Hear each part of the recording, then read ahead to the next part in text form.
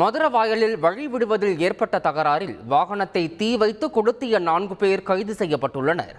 சென்னை வானகரம் பகுதியில் இயங்கி வரும் தனியார் பார்சல் சர்வீஸ் வாகனத்தை டிரைவர் மதுசூதனன் என்பவர் தாம்பரம் மதுரவாயல் பைபாஸ் சர்வீஸ் சாலையில் ஓட்டிச் சென்றுள்ளார். அப்போது எதிர் திசையில் வந்த அஜித் என்பவரின் வாகனத்திற்கு வழி விடுவதில் இருவருக்கும் இடையே தகராறு ஏற்பட்டுள்ளது. இருவருக்கும் வாக்குவாதம் முற்றிய நிலையில் இருதரப்பினரும் மாறி மாறி கற்களால் தாக்கிக் கொண்டனர்.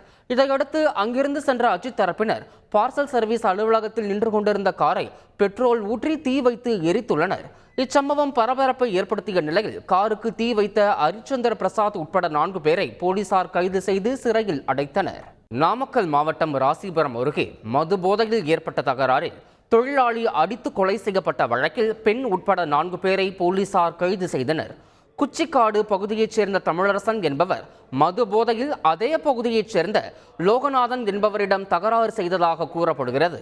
இருதரப்புக்கும் வாக்குவாதம் முற்றி கைகலப்பு ஏற்பட்ட நிலையில் தாக்குதலில் படுகாயமடைந்த தமிழரசன் உயிரிழந்தார்.